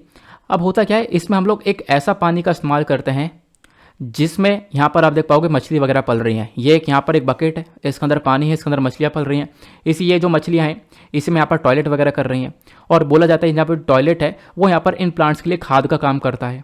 ये टॉयलेट वगैरह की वजह से इस पानी के अंदर में न्यूट्रिएंट्स ऐड हो जाते हैं। तो यहाँ पर ये पानी गंदा हुआ, इस पानी को हमने यहाँ पर डाल दिया इसमें। अब यहाँ पर क्या हुआ, सारे न्यूट्रिएंट्स एब्जॉर्ब हो गए, पानी पानी बचा, ये वापस इसमें गया, फिर ऐसे गया, फिर वापस से गंदा हुआ, फिर इस प्रकार से गया। तो इसको हम लोग बोलते हैं एक्वापोनिक सिस्टम। क्लियर हुआ। तो आई होप आप लोगों ने यहाँ पर तीनों प्रकार के सिस्टम को समझ लिया है कि तीनों प्रकार के सिस्टम क्या है, हाइड्रोपोनिक, एरोपोनिक और एक्वापोनिक। तो हाइड्रोपोनिक में 70% कम पानी लगता है, एक्वापोनिक में 95% यहाँ पर लेस वाटर की रिक्वायरमेंट होती है, मतलब जो दूसरी फार्मिंग होती है उसके मुताबिक 95% कम पानी लगता है। और एक्वापोनिक के अंदर भाई वेस्टेज कुछ भी नहीं होता, यहाँ पे जो पानी है उसको फिल्टर कर करके यूज़ किया जा रहा है। क्लियर हुआ। तो ये सारे फायदे आपको यहाँ पर देखने को मिल जाते हैं वर्टिकल फार्मिंग के। आई होप आप लोग यहाँ पर इसको समझ गए होंगे। नाउ क्वेश्चन ये है, इस वर्टिकल फार्मिंग का इंपॉर्टेंस क्या है, इसकी क्या आवश्यकता आपको देखने को मिल जाएगी। सबसे पहली चीज़, अगर हम लोग देख पाते हैं कि आज के टाइम पर ज़मीन की बहुत ज़्यादा कमी है, तो वहाँ पे वर्टिकल फार्मिंग एक बहुत अच्छा रोल प्ले कर सकती है। हालांकि यहाँ पर एक सबसे बड़ी दिक्कत ये भी है कि आपको पैसा थोड़ा सा लगाना पड़ता है, एक कॉस्ट यहाँ पर लगती है, कैपिटल कॉस्ट लगती है वर्टिकल फार्मिंग में, ये थोड़ी सी ज़्यादा है, लेकिन उसके बाद में हमारे पास एक अच्छी खासी क्रॉप प्रोडक्शन भी मिलती है। दूसरा, यहाँ पर इंडिया जैसी कंट्री के अंदर अगर हम लोग बात करें तो पानी ऑलरेडी बहुत कम है। अगर हम लोग पीने पानी योग्य के बारे में चर्चा करें तो 4%, जितना भी दुनिया भर में वाटर उसका 4% वाटर इंडिया में आपको देखने को मिल जाएगा। पानी ऑलरेडी काफ़ी कम है, तो हम क्या कर सकते हैं, इन्हीं मेथड्स का इस्तेमाल करके पानी को और ज़्यादा सेव कर सकते हैं और उस पानी का एक अच्छी जगह पर इस्तेमाल कर सकते हैं। क्लियर हुआ। तीसरा इंपॉर्टेंस यहाँ पर आप देख पाओगे, यहाँ पे जो फसल लगाई जा रही हैं यहाँ पर किसी पेस्टिसाइड का इस्तेमाल नहीं हो रहा है। सबसे बेहतरीन बात, मतलब किसी कीटनाशक का इस्तेमाल नहीं कर रहे हैं। होता क्या है, जनरली जो फार्मिंग हो रही है वहाँ पर बहुत सारे कीटनाशक कीटाणु को मारने के लिए दवाइयों का इस्तेमाल किया जाता है, लेकिन इस वाले सिस्टम में वर्टिकल फार्मिंग में इस प्रकार से किसी भी दवाइयों का इस्तेमाल नहीं किया जाता है। ठीक है। तो इससे क्या होता है, हम लोगों को एक तरीके से आप कह सकते हो एक हेल्थी प्रोडक्ट मिल रहा है और जो कि हेल्थ के लिए काफ़ी हद तक अच्छा होता है, ठीक है। तो ये यहाँ पर आपको इसका इंपॉर्टेंस देखने को मिल जाएगा। आई होप आप लोगों ने यहाँ पर इसके बारे में सारी इन्फॉर्मेशन अच्छे से ले ली है, वर्टिकल फार्मिंग क्या होता है और ये इसके जो टाइप्स हैं वो भी आप लोगों ने सीख लिए हैं। नेक्स्ट आर्टिकल पर आते हैं। अगले आर्टिकल में यहाँ पर एक पर्सनैलिटी के बारे में चर्चा की गई है, क्योंकि आपके जीएस पेपर 1 के अंदर में इंपॉर्टेंट पर्सनैलिटी का एक टॉपिक है और वहाँ से क्वेश्चन बन जाता है। बहुत दमदार आदमी है बाबू जगजीवन राम, ठीक है। बाबू जगजीवन राम जी का यहाँ पर जो इतिहास रहा है वो बहुत तगड़ा रहा है, देश की आज़ादी से पहले और देश की आज़ादी के बाद में, ठीक है। तो यहाँ पर इनके बारे में थोड़ी सी चर्चा करेंगे, काफ़ी सारी इन्फॉर्मेशन यहाँ पर आपको देखने को मिलेगी। अभी रिसेंट डेज में ये काफ़ी चर्चा में भी थे, अभी फिर से चर्चा में आ चुके हैं। इससे पहले क्या चर्चा में थे, तो हमारे प्राइम मिनिस्टर ने अभी श्रद्धांजलि दी थी हमारे फ्रीडम फाइटर बाबू जगजीवन राम जी को, इनकी 115वीं बर्थ एनिवर्सरी पर, ठीक है। तो इनको यहाँ पर ये एक तरीके से श्रद्धांजलि दी गई थी, तो इस वजह से अभी थोड़े दिनों पहले चर्चा में थे, अभी फिर से चर्चा में आ चुके हैं। तो इस वजह से यहाँ पर 2-3 बार चर्चा में आ चुके हैं, इस वजह से हम लोग यहाँ पर इनका डिस्कशन कर रहे हैं। तो जगजीवन राम जी हैं, इनको हम लोग बाबूजी के नाम से भी जानते हैं। एक नेशनल लीडर थे, फ्रीडम फाइटर थे, प्लस यहाँ पर सोशल जस्टिस के लिए यहाँ पर काफ़ी कुछ काम किया इन्होंने। उसके साथ साथ एक पार्लियामेंटेरियन रहे, इनफैक्ट यहाँ पर पार्लियामेंट के मेंबर रहे, बहुत आउटस्टैंडिंग वाले मेंबर यहाँ पर रहे हैं, ये उसके बारे में यहाँ पर मेंशन किया गया। देन उसके बाद जगजीवन राम जी का जो जन्म है वो 5 अप्रैल 1908 में होता है इन चांदवा, बिहार के अंदर में, ठीक है। तो वह दलित फैमिली से यहाँ पर ये बिलोंग करते हुए नजर आते हैं। अब दलित से फैमिली से बिलोंग करते हुए नजर आते हैं, तो इनको स्कूल टाइम पे बहुत सारी प्रॉब्लम्स फेस होती हैं। उस प्रॉब्लम से यहाँ पर ये कैसे लड़ते हैं वो वहाँ पे समझाया गया। देखो यहाँ पर ये अपनी स्कूलिंग करते हैं कहाँ से, अपने पास में एक टाउन है अर्रा, ठीक है, वहाँ से ये स्कूलिंग करते हैं, जहाँ पे इनके प्रति बहुत ज़्यादा भेदभाव होता है। पहली बार में बहुत ज़्यादा डिस्क्रिमिनेशन होता है इनके प्रति, ठीक है। यहाँ पर इनको अनटचेबल की तरह देखा जाता था, ठीक है। और इनको अगर पानी वगैरह पीना होता था तो एक अलग मटके से पानी पीना होता था। इनके लिए अलग मटका रखा गया, बाकी दूसरों के लिए अलग मटका रखा गया, तो अलग मटके से यहाँ पर इनको पानी पीना पड़ता था। इस प्रकार का भेदभाव हो रहा था। जगजीवन राम जी ने इस चीज़ के अगेंस्ट में प्रोटेस्ट किया। प्रोटेस्ट करने के साथ साथ वो जो मटका था, जिस अलग मटके से इनको पानी पीना पड़ रहा था, वो मटका उठा के तोड़ दिया उन्होंने। फिर उसके बाद में जो प्रिंसिपल है उन्होंने क्या किया, जो सेपरेट मटका रख रहे थे वो यहाँ पर सिस्टम खत्म किया और फिर एक मटका लेकर आए। तब से यहाँ पर आप देख पाओगे इनकी जो नींव है वो उसी चीज़ के ऊपर बढ़ती चली गई और इसको लेकर उन्होंने बहुत काम किया। 1925 में अगर हम लोग बात करें, जगजीवन राम जी मिलते हैं पंडित मदन मोहन मालवीय जी से और उनसे काफ़ी इंस्पायर भी होते हैं। और मालवीय जी यहाँ पर जगजीवन राम जी को इनवाइट करते हैं बनारस हिंदू यूनिवर्सिटी के अंदर में। फिर उस यूनिवर्सिटी में भी यहाँ पर जगजीवन राम जी के प्रति बहुत ज़्यादा भेदभाव होता है, डिस्क्रिमिनेशन बहुत ज़्यादा देखने को मिलता है। वहाँ पे भी ये प्रोटेस्ट वगैरह काफ़ी ज़्यादा करते हैं, ठीक है। फिर उसके बाद में ये ऑर्गेनाइज करते हैं schedule caste to protest against injustice. तो इनजस्टिस के अगेंस्ट में यहाँ पर प्रोटेस्ट लगातार किया जाता है और उस चीज़ का पूरी तरह से यहाँ पर ये ऑर्गेनाइजेशन करते हैं। अब इनके बारे में डिस्कशन करें तो सबसे पहली बात, आज़ादी से पहले इनका एक बहुत बड़ा कंट्रीब्यूशन रहा है। फिर आज़ादी के बाद में पोस्ट इंडिपेंडेंट टाइम पे काफ़ी कंट्रीब्यूशन रहा है। तो आज़ादी से पहले क्या क्या रहा है उसको डिस्कस करते हैं। 1931 में ये मेंबर बनते हैं इंडियन नेशनल कांग्रेस के, कांग्रेस पार्टी के। प्लस उसके बाद यहाँ पर ये एक तरीके से बोला गया कि इन्होंने all India depressed class league को फाउंड किया, एक ऑर्गेनाइजेशन जो कि यहाँ पर मेजर काम कर रहा था कि भाई जो अनटचेबल्स थे उनको एक इक्वालिटी मिले, ठीक है, उनको यहाँ पर समानता मिले। तो इसको लेकर इन्होंने एक फाउंडेशन रखा। प्लस यहाँ पर एक चैंपियन थे सोशल इक्वालिटी के, इक्वल राइट्स को लेकर काफ़ी काम किया इन्होंने। 1935 में यहाँ पर हिंदू महासभा इन्होंने यहाँ पर एक सेशन को प्रपोज किया, जहाँ पर ये मेंशन करते हैं कि जो भाई ड्रिंकिंग वाटर वेल हैं और टेम्पल्स हैं वो सब यहाँ पर अनटचेबल के लिए भी ओपन किया जाएगा, क्योंकि अनटचेबल के प्रति बहुत ज़्यादा भेदभाव होता था इतिहास में।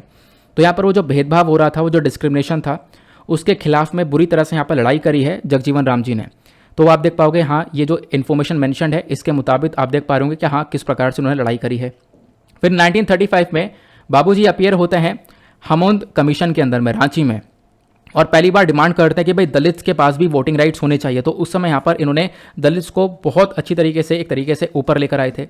फिर उसके बाद क्या होता है, यहाँ पर ये 2 बार जेल भी जा चुके होते हैं 1940s के आसपास अपनी पॉलिटिकल एक्टिविटीज़ की वजह से, जो कि क्विट इंडिया मूवमेंट से संबंधित थे। ब्रिटिश रूल के अगेंस्ट में क्विट इंडिया मूवमेंट चलाया, ठीक है। तो उसकी वजह से यहाँ पर 2 बार जेल में भी चले गए थे। तो ये प्री इंडिपेंडेंस टाइम पे कितना कुछ कंट्रीब्यूट किया इन्होंने, उसके बारे में यहाँ पर इन्फॉर्मेशन दी गई है। अब बात करते हैं पोस्ट इंडिपेंडेंस कंट्रीब्यूशन के बारे में। आज़ादी के बाद यहाँ पर इन्होंने कंट्रीब्यूट क्या किया, तो जवाहरलाल नेहरू जी ने जब एक प्रोविजनल गवर्नमेंट को बनाया, एक सरकार को बनाया, तो जगजीवन राम जी एक यंगेस्ट मिनिस्टर बने और आज़ादी के बाद में यहाँ पे आप देख पाओगे इनको लेबर पोर्टफोलियो दिया गया। 1952 तक लेबर पोर्टफोलियो ये संभालते रहे। फिर उसके बाद यहाँ पर ये नेहरू जी के कैबिनेट में सर्व करे। मिनिस्ट्री ऑफ कम्युनिकेशन को उन्होंने सर्व किया 1952 से लेकर 1956 तक। फिर ट्रांसपोर्ट और रेलवे के मिनिस्टर बने 1956 से लेकर 62 तक। फिर ट्रांसपोर्ट और कम्युनिकेशन मिनिस्टर बने 1962 से लेकर 63 तक। देन उसके बाद ये फूड एंड एग्रीकल्चर मिनिस्टर बने 1967 से लेकर 70 तक। ठीक है, फिर 1970 में यहाँ पर एक डिफेंस मिनिस्टर बनते हैं। जो इंडिया पाकिस्तान का वॉर होता है 1971 में, वो तभी होता है जब यहाँ पे ये डिफेंस मिनिस्टर होते थे। प्लस यहाँ पर बाद में कांग्रेस को छोड़ देते हैं 1977 में और जनता पार्टी अलायंस को ज्वाइन कर लेते हैं। ये आप लोग देख पाओगे। बाद में as a deputy prime minister ये सर्व करते हैं 1977 से लेकर 79 के बीच में। जगजीवन राम जी यहाँ पर एक मेंबर ऑफ पार्लियामेंट रहे हैं बहुत लंबे समय तक, 40 साल तक ये एमपी रहे और ये अपने आप में एक वर्ल्ड रिकॉर्ड है। प्लस यहाँ पर इनके नाम में एक और बहुत बड़ा रिकॉर्ड है, वो है सबसे लंबे समय तक सर्व करने वाले कैबिनेट मिनिस्टर भी ये रहे हैं इंडिया में। लगभग 30 साल तक इन्होंने एज अ कैबिनेट मिनिस्टर सर्व किया है। इसी वजह से यहाँ पर जगजीवन राम जी के बारे में पढ़ना बहुत ज़्यादा इंपॉर्टेंट बन जाता है। आई होप आप लोगों ने काफ़ी कुछ यहाँ पर इनसे जाना है, इनके बारे में काफ़ी कुछ जाना है। तो ये सारी इन्फॉर्मेशन आप लोगों को पता होनी चाहिए, एग्जामिनेशन में क्वेश्चन बन सकता है। चलो नेक्स्ट आर्टिकल पर आते हैं। अगला आर्टिकल भी बहुत ज़्यादा इंपॉर्टेंट होने वाले हमारे एग्जामिनेशन के पॉइंट ऑफ व्यू से। खासकर इस आर्टिकल को आप लोग जीएस पेपर 3 एनवायरमेंट से रिलेट कर पाओगे। यहाँ पे बात की गई है एक मशरूम के बारे में जिसको हम लोग मैजिकल मशरूम बोलते हैं। इसका साइंटिफिक नेम है गैनोडर्मा ल्यूसिडम। तो ये मैजिकल मशरूम क्या है, प्लस भारत के अंदर इस मशरूम का क्या स्कोप है, वो भी हम लोग यहाँ पर डिस्कस करने वाले हैं। सबसे पहली चीज़ आप देख पाओगे डाउन टू अर्थ का आर्टिकल है, मैजिकल मशरूम के बारे में चर्चा यहाँ पर की जा रही है। पूरा आर्टिकल लगा दिया, चाहो तो आप लोग यहाँ से भी रीड कर सकते हो।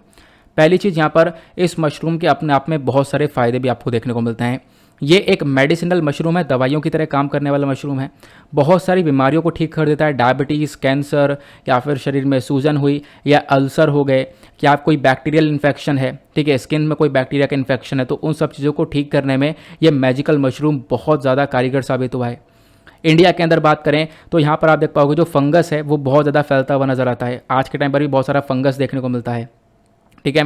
तो यहाँ पे बोला गया ये इन सारी बीमारियों को ठीक कर सकता है ये मेडिसिनल मशरूम, जिसका साइंटिफिक नेम मैंने आपको बता दिया। एक बार और पढ़ लेना, गैनोडर्मा ल्यूसिडम, ठीक है, आपसे क्वेश्चन बन सकता है। अब बोला गया इसको हम लोग काफ़ी सारे नाम से जानते हैं, mushroom of immortality, celestial herb, auspicious herb, काफ़ी शुद्ध हर्ब, जड़ी बूटी के नाम से भी जानते हैं। प्लस इसको दुनिया भर में रेड रेशी मशरूम के नाम से भी जाना जाता है। क्लियर हुआ? अब इसका इतिहास क्या रहा है पहले हम इसको समझते हैं। इस मशरूम के कंजम्पशन का जो हिस्ट्री है वो लगभग 5000 साल पुराना है और बोला जाता है चाइना में 5000 साल पहले यहाँ पर इस मशरूम का कंजम्पशन होता था। फिर उसके बाद यहाँ पर इसके मेडिकल रिकॉर्ड्स देखने को मिले, मतलब कि दवाइयों की तरह इसका इस्तेमाल किया जाता था जापान, कोरिया, मलेशिया और इंडिया में। और जैसे हमारे नॉर्मल मशरूम्स होते हैं उन मशरूम से ये काफ़ी अलग है। ये जो यहाँ पर मशरूम है ये पेड़ के ऊपर यानी लकड़ी के ऊपर यहाँ पे ग्रो होता हुआ नजर आता है। प्लस यहाँ पर ये जो पेड़ मशरूम है ये थोड़ा सा गर्म क्लाइमेट में आप देख पाओगे काफ़ी अच्छे से ग्रो होता नजर आता है। प्लस यहाँ पे जो क्लाइमेट हो जिसके अंदर थोड़ी सी नमी हो वहाँ पर काफ़ी अच्छी तरीके से ग्रो होता है। प्लस इस मशरूम के अंदर में 400 से ज़्यादा केमिकल कॉन्स्टिट्यूएंट्स आपको देखने को मिल जाएंगे जो कि हमारे बॉडी के लिए काफ़ी हद तक कारगर साबित हो सकते हैं, जैसे कि polysaccharides, nucleotides, alkaloids, steroids, amino acid, fatty acid, phenol. तो ये सारी चीज़ें यहाँ पर इस मशरूम के अंदर पाई जाती हैं और इसी चक्कर में इस मशरूम के अंदर बहुत सारी मेडिसिनल प्रॉपर्टीज़ हैं, बहुत अच्छे अच्छे काम कर सकता है, बहुत सारी बीमारियों से छुटकारा दिलवा सकता है, ठीक है। दवाइयों की तरह कैसे काम कर सकता है तो आप देख पाओगे एज अ एंटीऑक्सीडेंट काम कर सकता है, एंटी ट्यूमर, अगर किसी को ट्यूमर है तो वो ठीक किया जा सकता है, हेपेटाइटिस की बीमारी है तो वो ठीक की जा सकती है, ठीक है। कोई माइक्रोबियल आपको देखने को मिल जाएगा तो उसके अगेंस्ट में काम कर सकता है, कोई इन्फेक्शन है उसके अगेंस्ट में काम कर सकता है, HIV के अगेंस्ट में काम कर सकता है, मलेरिया को ठीक कर सकता है, ठीक है, सूजन को ठीक कर सकता है। तो ये सारे फायदे यहाँ पर इस पर्टिकुलर मशरूम के देखने को मिलते हैं। और मेडिसिन के यूज़ के अलावा जो ये गैनोडर्मा ल्यूसिडम है इसका हम लोग एज अ बेस मटेरियल इस्तेमाल करते हैं, मतलब कि देखो मेडिसिन के अलावा भी इसका चाय पत्ती की तरह इस्तेमाल किया जाता है, टी के अंदर, कॉफ़ी के अंदर में, एनर्जी सप्लीमेंट्स के अंदर भी इसका इस्तेमाल किया जाता है, हेल्थ के अंदर बूस्टर्स, बेवरेजेस, बेक्ड गुड्स हो गए, या फिर कुछ ऐसे कॉस्मेटिक्स के सामान आते हैं जिसको यूज़ करते हैं लोग कि जल्दी बूढ़े ना हो, तो एंटी एजिंग कॉस्मेटिक्स के अंदर में भी यहाँ पर इस मशरूम का इस्तेमाल किया जाता है। तो ये इसके फ़ायदे देखने को मिल जाएंगे। अब इस मशरूम का जो स्कोप है वो इंडिया के अंदर में क्या है, इसको डिस्कस करते हैं। देखो, इसका जो मास प्रोडक्शन है ये ज़्यादातर आपको कुछ ही कंट्रीज़ में देखने को मिलेगा। China, Japan, Korea, Malaysia, Thailand और यूएसए, इन्हीं कंट्रीज़ के अंदर में यहाँ पर इसका प्रोडक्शन होता है। और ये जो गनोडर्मा है, इसके बारे में जो जागरूकता है वो फैलानी बहुत ज़्यादा ज़रूरी भी है, और हम लोग फैला भी रहे हैं। इसकी जो डिमांड है मशरूम की, वो बहुत सारे कंट्रीज़ में बढ़ गई है। इंडिया के अंदर भी बहुत ज़्यादा बढ़ चुकी है। लोगों को इसके बारे में पता चल चुका है कि हाँ भाई, इसमें कितने सारे फ़ायदे हैं, और इसी वजह से यहाँ पर इंडिया इसकी मैन्युफैक्चरिंग भी बहुत ज़्यादा कर रहा है। इंडिया एक कंट्री है जहाँ पर पॉपुलेशन बहुत ज़्यादा देखने को मिलेगी, और हम लोग एग्रीकल्चर के ऊपर ज़्यादा डिपेंडेंट है, एग्रीकल्चर के ऊपर बहुत ज़्यादा विश्वास करते हैं। और इस मशरूम के अंदर तो भाई बहुत ज़्यादा पोटेंशियल है कि ये हम लोग इसको ग्रो कर सकें और ये एक तरीके से लोगों को मदद दे सके।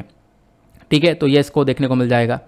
फिर उसके बाद यहाँ पर एक फ़ायदा ये भी है इसका कि भाई इसको हम लोग घरों में उगा सकते हैं, इंडोर एरिया में। अब इंडोर एरिया में उगाएंगे तो कोई वेदर की परेशानी नहीं है, बारिश हो रही है ज़्यादा तो उससे फसल ख़राब नहीं हो रही है, कोई ज़्यादा तगड़ी धूप पड़ रही है तो भी फसल ख़राब नहीं हो रही है, या मैन वाइल्ड लाइफ कॉन्फ्लिक्ट होता है, कोई जानवर आपका जो क्रॉप है वो यहाँ पर ख़राब नहीं करेगा। ठीक है, तो इन सब चीज़ों से भी छुटकारा मिल जाता है। उसके साथ साथ यहाँ पे देख पाओगे इंडिया के अंदर में जो ये मशरूम है ये ज़्यादातर लैबोरेटरी रिसर्च के अंदर ही पाया जाता है। ठीक है, कुछ सक्सेसफुल अटैम्प्ट्स यहाँ पे हम लोग कर चुके हैं कि इसको हम लोग प्रॉपर इसकी जो ग्रोथ है उसको बढ़ा सकें, क्योंकि ये जो उगता है ये एक तरीके से लकड़ी पर उगता हुआ नजर आता है। प्लस इसके अंदर बहुत ज़्यादा पोटेंशियल है, बहुत ज़्यादा पावर है कि यहाँ पर इंसान के प्रति बहुत कुछ ये दे सके। लेकिन दिक्कत यहाँ पर यह है ना, ये बहुत महंगा भी है। इनफैक्ट यहाँ पे बोला गया जो इसका ड्राइड जो रॉ पाउडर आता है ना, जो इसका पाउडर है, वो पाउडर अगर हम लोग गैनोडर्मा ल्यूसिडियम का बनाएं तो वो लगभग बिकता है 4000 से 5000 पर किलोग्राम का। क्योंकि इसके इतने सारे फायदे हैं तो डेफिनेटली यहाँ पर इतना महंगा ये प्रोडक्ट बिकता हुआ नजर आता है। क्लियर हुआ? तो आई होप आप लोगों ने यहाँ पर इस पूरे गैनोडर्मा ल्यूसिडियम या फिर मैजिकल मशरूम के बारे में सारी बातें जान ली हैं। ठीक है, फिर उसके बाद अच्छा ये आर्टिकल रिपीट हो चुका है, इसको हमने कल डिस्कस ऑलरेडी कर लिया था। इस वाले आर्टिकल को कल ही हमने डिस्कस किया, तो आप लोग इसको कल वाले वीडियो में देख सकते हो। वैसे कुछ ज़्यादा उसमें है नहीं। अब फटाफट हम लोग क्या करेंगे, अपना एक ओवरव्यू लेंगे। जैसा डेली बेसिस पर हम लोग यहाँ पर एक ओवरव्यू लेते हैं, क्योंकि हम लोग काफ़ी सारी चीज़ डिस्कस कर चुके हैं, तो उनका एक ओवरव्यू ले लेंगे ना तो माइंड में वो चीज़ें सेट रहेंगी और लंबे समय तक हम लोग याद रख पाएंगे।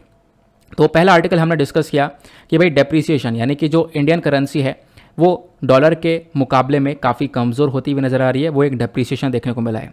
वो इंडियन करेंसी 77.44 रुपीज़ तक पहुंच चुकी है डॉलर के मुकाबले में, यहाँ पर मेंशन किया गया। देन उसके बाद इस आर्टिकल को कहाँ पे मेंशन किया गया ये मैंने आपको समझाया। डेप्रिसिएशन क्या होता है, डेप्रिसिएशन का मतलब क्या हो गया, जो रुपी है उसकी वैल्यू कम हो जाती है in respect to the dollar, इसी को हम लोग डेप्रिसिएशन बोलते हैं। एक एग्जाम्पल अच्छा सा दिया। डेप्रिसिएशन का जो इम्पैक्ट है पॉजिटिव और नेगेटिव दोनों इम्पैक्ट देखने को मिलेगा, आपने इसके बारे में समझ लिया है। देन उसके बाद डेप्रिसिएशन के बाद में हम लोगों ने अप्रिसिएशन को समझा। अप्रिसिएशन के अंदर चीज़ें उल्टे हो जाता है, यानी कि जो वैल्यू है करेंसी की वो बढ़ जाती है अप्रिसिएशन में, डेप्रिसिएशन में कम हो जाती है। फिर उसके बाद डेप्रिसिएशन के कारण क्या क्या देखने को मिलेंगे, हमारी कंट्री से जो डॉलर है वो निकलता जा रहा है। ठीक है, लोग यहाँ पर अपने पैसों को यहाँ से निकाल रहे हैं। प्लस यहाँ पे जो मॉनेटरी पॉलिसी वो और ज़्यादा टाइटन कर दी गई है आरबीआई के साइड से। ठीक है, आरबीआई यहाँ पर काफ़ी सारे मतलब जो इन्फ्लेशन है उसको कंट्रोल करने के लिए काफ़ी सारी मॉनेटरी पॉलिसीज़ को लेकर आ चुका है। रशिया यूक्रेन का वॉर हो गया, अमेरिका की जो डॉलर है वो मजबूत हो रहा है, तो ये सारे कारण आपको देखने को मिल जाएंगे। प्लस ये हमारी इकॉनमी को कैसे इंपैक्ट कर सकता है, तो फॉरेन एक्सचेंज रिजर्व हमारा कम होता हुआ नजर आएगा। प्लस उसके बाद में यहाँ पर आप देख पाओगे जो महंगाई है वो बढ़ती हुई नजर आएगी, और महंगाई यहाँ पर अलग अलग प्रकार से काम करती है, demand pull, cost push, built in, तो इसके बारे में ऑलरेडी हम लोगों ने अभी डिस्कशन कर लिया है, तो ये हम लोगों ने आर्टिकल डिस्कस किया। फिर उसके बाद में हमने जाना एमपीलेड स्कीम के बारे में, जिसको हम लोग member of parliament local area development scheme के नाम से जानते हैं। तो मिनिस्ट्री ऑफ फाइनेंस ने यहाँ पर एमपीलेड स्कीम के जो रूल्स एंड रेगुलेशंस हैं इसको बदल दिया है कि भाई जो भी पैसा यहाँ पर एमपीलेड स्कीम के अंदर होता है इसके ऊपर जो भी ब्याज मिलता है वो पहले एमपीज़ के अकाउंट में जाता था, बट अब वो ब्याज यहाँ पर किसी के अकाउंट में नहीं जाएगा, वो डायरेक्ट सरकारी अकाउंट में जाएगा, यानी कि कॉन्सोलिडेटेड फंड ऑफ इंडिया में जाएगा। ठीक है, तो ये यहाँ पर मेंशन किया गया।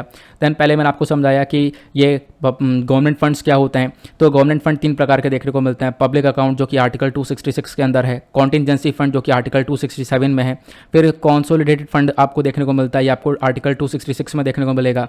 कॉन्सोलिडेटेड फंड ऑफ इंडिया क्या होता है, हम लोगों ने यहाँ पर ये कॉन्सेप्ट समझा। ठीक है, जो सरकारी रेवेन्यू होता है वो सारा पैसा यहाँ पर इसी के अंदर डाला जाता है, और अगर इससे पैसा खर्च करना होता है तो यहाँ पर पार्लियामेंट का अप्रूवल लेना होता है। फिर हमने एमपी-लेड स्कीम के बारे में जाना कि भाई यहाँ पर एक केंद्र सरकार के थ्रू चलाई जाने वाली स्कीम है जिसको दिसंबर 1993 में लाया गया था। इसका मेजर ऑब्जेक्टिव है कि भाई जो डेवलपमेंटल एक्टिविटीज़ होती हैं, एजुकेशन, हेल्थ, साफ सफाई, रोड कनेक्शन, इन सब चीज़ों के ऊपर पैसा खर्चना, इसको लागू करने के लिए यहाँ पे अलग प्रोसेस है। जो हमारे एमपीज़ होते हैं वो रिकमेंड करते हैं सारी चीज़ें एक डिस्ट्रिक्ट कलेक्टर को, वो डिस्ट्रिक्ट कलेक्टर यहाँ पर इन सारी चीज़ों को इंप्लीमेंट करता है। फिर एमपी-लेड स्कीम के अंदर मैंने आपको बताया हर साल जो एमपीज़ होते हैं इनको 5 करोड़ रुपए दिए जाते हैं और ये 2 इंस्टॉलमेंट में दिए जाते हैं, 2.5 करोड़ करके। फिर हमने समझा कि यहाँ पे एमपी-लेड स्कीम के अंदर क्या क्या प्रॉब्लम्स आज के टाइम पर देखने को मिल जाती हैं। फिर अगले आर्टिकल में वर्टिकल फार्मिंग के बारे में हम लोगों ने डिस्कशन किया। आज के टाइम पर इंडस्ट्रियलाइजेशन काफ़ी बढ़ चुका है, कम ज़मीन पर कैसे ज़्यादा खेती कर सकते हैं, ये हमारा वर्टिकल फार्मिंग का कॉन्सेप्ट है। वर्टिकल फार्मिंग का कॉन्सेप्ट यहाँ पर 1915 में गिलगेट एलिस बेले साहब के थ्रू लाया गया था। फिर 1999 में इसी कॉन्सेप्ट को आगे बढ़ावा दिया गया प्रोफेसर डिक्सन डैस्पियोमेर के थ्रू। फिर हमने यहाँ पर समझा कि ये जो वर्टिकल फार्मिंग है इसके अंदर आपको अलग अलग प्रकार देखने को मिल जाते हैं। बेसिकली 3 प्रकार की होती है, हाइड्रोपोनिक, एरोपोनिक, एक्वापोनिक, ये हम लोगों ने जाना। हाइड्रोपोनिक के अंदर क्या होता है कि जो जड़ें होती हैं उसको एक न्यूट्रिएंट सॉल्यूशन में डुबो दिया जाता है। एक्वापोनिक में जड़ों के ऊपर पानी की छींटें मारी जाती हैं और ये एरोपोनिक है। और एक्वापोनिक के अंदर क्या किया जाता है, जो यहाँ पर मछली है एक तरफ उसका जो पानी है, जो यहाँ पर उस मछली का वेस्ट वगैरह निकल चुका है उस पानी के अंदर में, उस पानी का यूज़ करते हैं प्लांट की ग्रोथ के लिए। फिर इसका इंपॉर्टेंस क्या है वो हमने समझा। फिर अगले आर्टिकल में हमने बाबू जगजीवन राम जी के बारे में पढ़ा, जो हमारे पीएम हैं उन्होंने अभी श्रद्धांजलि दी है रिसेंट डेज में, ये इसलिए चर्चा में थे और फिर से चर्चा में आ चुके हैं। तो जगजीवन राम जी को हम लोग बाबू जी के नाम से भी जानते हैं, आपको पता होगा काफ़ी कुछ इन्होंने यहाँ पर कंट्रीब्यूट किया है, ठीक है। इनफैक्ट यहाँ पर अनटचेबल के लिए काफ़ी कुछ यहाँ पर काम किया है, क्योंकि इन्होंने खुद काफ़ी डिस्क्रिमिनेशन फेस किया अपने स्टार्टिंग में, स्कूलिंग टाइम में, कॉलेज टाइम पे। फिर प्री इंडिपेंडेंस यानी देश की आज़ादी से पहले इनका काफ़ी बड़ा कॉन्ट्रीब्यूशन रहा है और देश की आज़ादी के बाद में काफ़ी बड़ा कॉन्ट्रीब्यूशन रहा है। फिर हमने एक मशरूम के बारे में जाना, गनोर्दम अलूसिडम इसका साइंटिफिक नेम है, लेकिन इसका जो हम लोग एक नाम से जानते हैं वो नाम है मैजिकल मशरूम। और हम लोगों ने यहाँ पर जाना कि मैजिकल मशरूम के क्या फ़ायदे देखने को मिल जाते हैं, ठीक है। डायबिटीज़, कैंसर वगैरह ठीक कर सकता है, प्लस बहुत लंबे समय पहले से इसका यूज़ किया जा रहा है चाइना में और दूसरे कंट्रीज़ के अंदर में। फिर यहाँ पे हम लोगों ने जाना इसके अंदर में 400 से ज़्यादा केमिकल कॉन्स्टिट्यूएंट्स आपको देखने को मिल जाते हैं। टी, कॉफ़ी, एनर्जी सप्लीमेंट्स के अंदर भी आज के टाइम पर इसका इस्तेमाल किया जा रहा है। इंडिया के अंदर स्कोप काफ़ी हद तक हो सकता है क्योंकि भारत भी एक बहुत ज़्यादा आबादी वाली कंट्री देखने को मिल जाती है, तो पोटेंशियल है हमारे पास में, हम इस मशरूम का काफ़ी अच्छा इस्तेमाल कर सकते हैं। दिक्कत यह है कि इस मशरूम के अंदर में काफ़ी सारा पैसा लगाया जाता है, 4000 से 5000 काफ़ी ज़्यादा महंगा ये मशरूम देखने को मिलता है। लगभग इसका जो पाउडर है वो 4000 से 5000 रुपये पर किलोग्राम बिकता है। क्लियर हुआ। फिर उसके बाद ये आर्टिकल हमने कल डिस्कस कर ही लिया था, तो इस वजह से यहाँ पर टाइम वेस्ट हम लोगों ने नहीं किया है। नाउ इसी के साथ करते हैं हम लोग अपने लेक्चर को समाप्त और मिलते हैं आप लोगों से नेक्स्ट वीडियो में। आज के लिए bye bye, have a nice day, thank you and जय हिंद।